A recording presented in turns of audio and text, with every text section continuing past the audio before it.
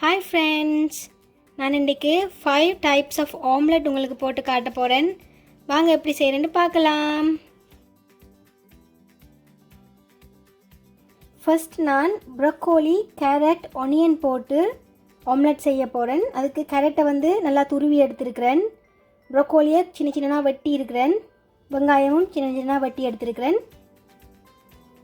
ஒரு பாத்திரத்தில் 1 teaspoon oil விடுங்க.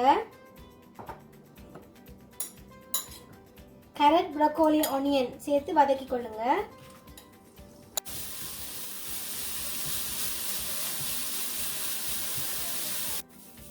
ஹாஃப் வதங்கிட்டுது. இனி இதை நாங்கள் இன்னொரு பாத்திரத்தில் மாற்றிடுவோம்.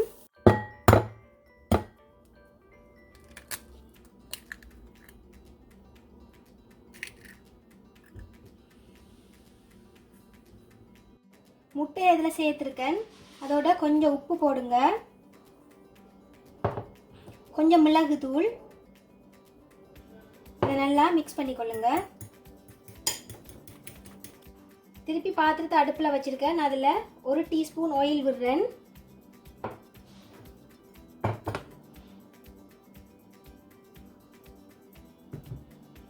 இந்த மிக்ஸ் பண்ணி வச்ச முட்டை வெஜிடபிள்ஸை அதில் சேர்க்குறேன்.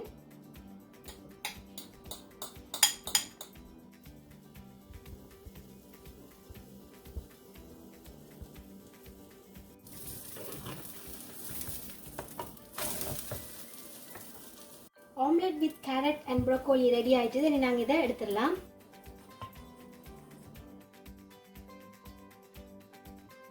நெக்ஸ்ட் நான் மஷ்ரூமும் ஆனியனும் வச்சு செய்ய போகிறேன்.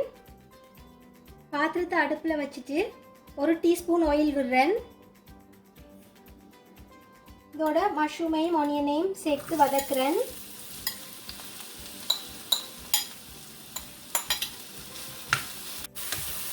லைட்டாக வதங்கிட்டுது. இனி இதை இன்னொரு பாத்திரத்துக்கு மாற்றிடுவோம். வதக்கின மஷ்ரூம் ஆனியனோட எக்கை சேர்த்துருக்குறேன். அதோட கொஞ்சம் உப்பு,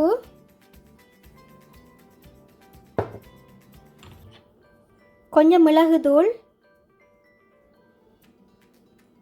இதை நல்லா மிக்ஸ் பண்ணிடுங்க.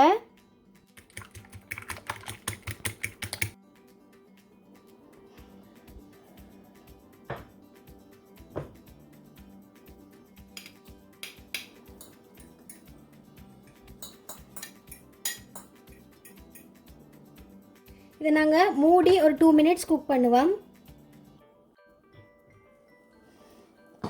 ஓப்பன் பண்ணி பார்த்தீங்கன்னா முட்டை நல்லா மேலே அவிஞ்சிருக்குது. இதுக்கு மேலே கொஞ்சம் சீஸ் தூவுங்க.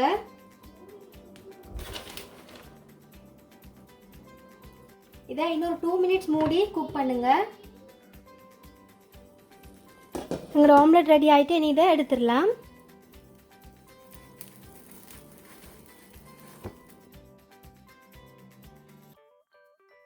நெக்ஸ்ட் நான் கிழங்கும் வெங்காயமும் சேர்த்து செய்ய போகிறேன்.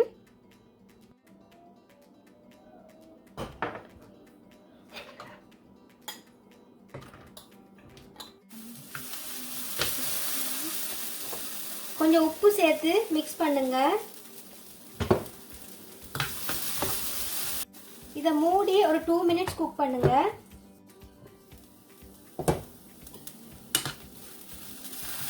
கிழங்கு நல்லா அவிஞ்சிட்டுது. இனி இதை இன்னொரு பாத்திரத்துக்கு மாற்றிடுங்க.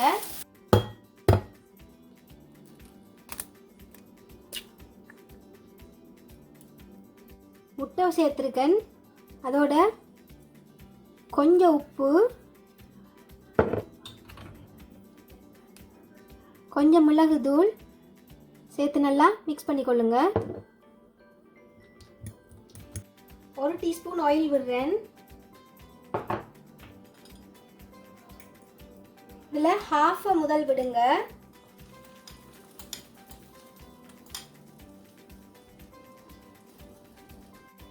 இதுக்கு மேலே கொஞ்சம் சீஸ் தூவிக்கொள்ளுங்க.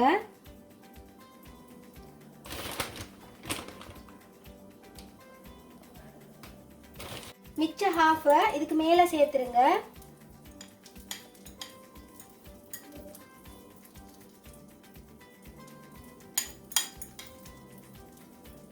இப்போ பார்த்தீங்கன்னு சொன்னால் நான் போட்ட சீஸ் தெரியாமல் மிச்ச எக்கை ஃபுல்லாக மேலே விட்டு அப்படியே கவர் பண்ணியிருக்கிறேன். இதை நீங்கள் 2 மினிட்ஸ் மூடி குக் பண்ணுங்கள்.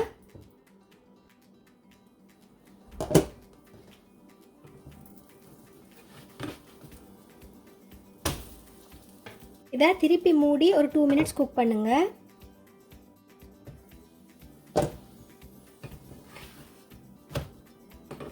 ஆம்லெட் ரெடி ஆயிட்டது. இனி இதை எடுத்துருவோம்.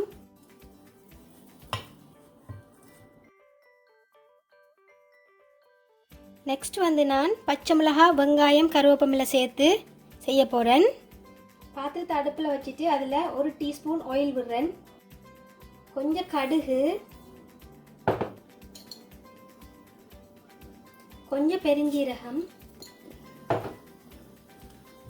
அதோட வெட்டி வச்ச வெங்காயம், பச்சை மிளகாய், கருவேப்பிலை சேர்த்து வதக்குங்க.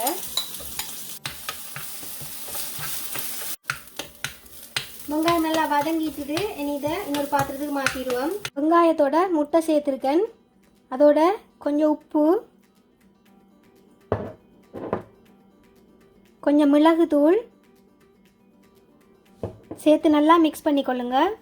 பாத்திரத்தில் கொஞ்சம் ஆயில் விடுங்க.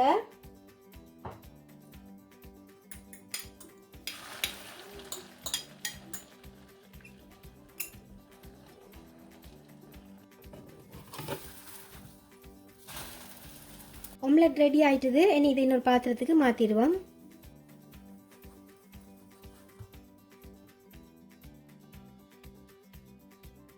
நெக்ஸ்ட் வந்து green pepper, red pepper, onion சேர்த்து செய்ய போகிறேன்.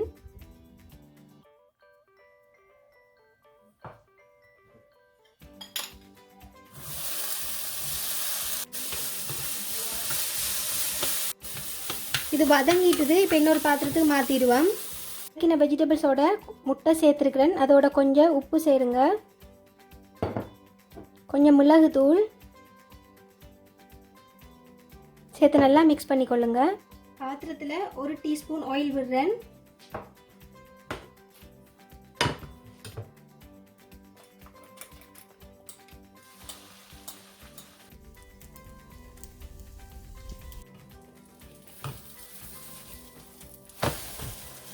எங்களோட ஆம்லெட் ரெடி ஆயிடுச்சு. இதை இனி எடுத்துருவோம்.